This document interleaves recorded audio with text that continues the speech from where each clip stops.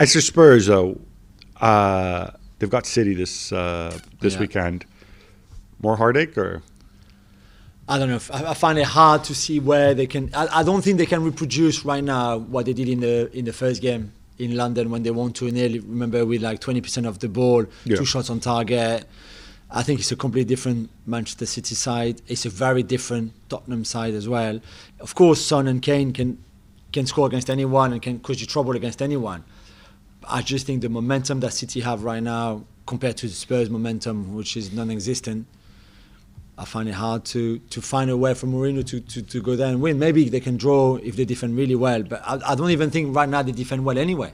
There was a time this season where they're defending well because they were defending so deep, and Højbjerg and Sissoko were really strong in front of that back four. I'm not sure Højbjerg is that strong anymore. He looks tired to me. Yeah, Højbjerg's running himself into the ground completely a little bit. But I wanted to ask you about Ndombele as well, because we saw him playing deeper in this game. Yeah. What was the thinking there?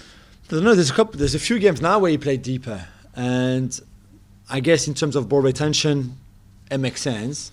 But then you lose him so much in the final third. You lose the driving force, and exactly, you're creating a natural gap deep between the midfield and the attack, which exactly. isn't great. Which is not what you want. And certainly, as much as he's improved physically to last 90 minutes or so, I still don't think that in a deeper position he can fight and run and recover the ball and play forward for 90 minutes. I just don't think he's got the stamina. So I find it a bit hard to understand really why he's there. But maybe it's because Sissoko, we know, criticised Mourinho after the Fulham game. I don't think Jose liked that, benched him.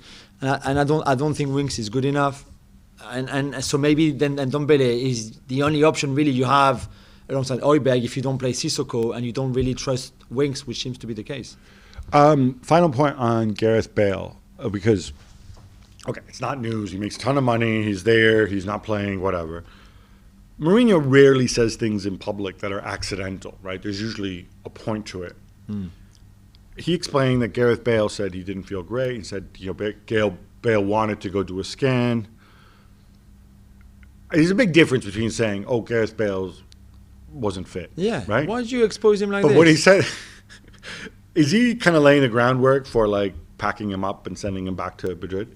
Surely. But because otherwise, why would you say it? Why would you say the truth? Why would you say this is what Gareth said? And clearly, the way you're saying it, you don't think it's true. Yeah, it's an odd thing to say, though, now in early February when you know you can't get rid of the guy for another 4 months. Yeah.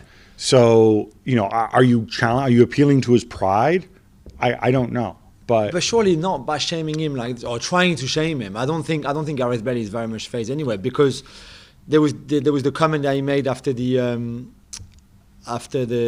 game against Chelsea, when Alisson Bender, a former colleague from ESPN, said to him, why didn't you bring Bale? And he goes, it's a good question, but you don't deserve the answer. What kind of answer is that to start with? Yeah, we didn't get a chance to hammer him from that, but that was way out of line. That was weird. The clash that they had at training when he says to Bale, what do you want? You want to go back to Madrid and never play football again?